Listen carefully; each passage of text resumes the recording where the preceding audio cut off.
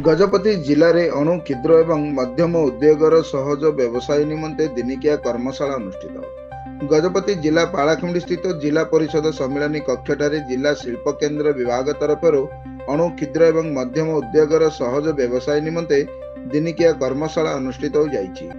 अतिरिक्त जिलापाल मुनीन्द्र हनेगा अध्यक्षतार अनुष्ठित कर्मशाला अणु क्षुद्र एवं मध्यम उद्योगर व्यवसाय क्षेत्र में जिलार विभिन्न द्रव्यगुड़ी किपरि सहज व्यवसाय हो पारिबो सेथि निमंते सीएजी दलर पर्यवेक्षक तथा accountant general Odisha Atul Prakash, deputy accountant general Sanjay Kumar, उप जिलापाल पालाखुंडी अनुप पंडा, सहायक जिला शिल्प अधिकारी श्री विभु रंजन स्वाईं सह अन्य अधिकारी माने मंचस्थ होई आज शिविर संपर्क में निज निजर अभिभाषण प्रदान करथिले।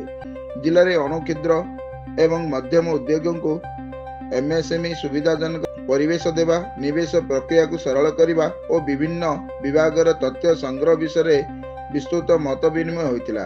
किंतु दुर्भाग्यर विषय यही कार्यक्रम गुड़िक केवल भाषण रही जाउथुबा बहु लोकंठारु सुनिबाकु मिलिछि।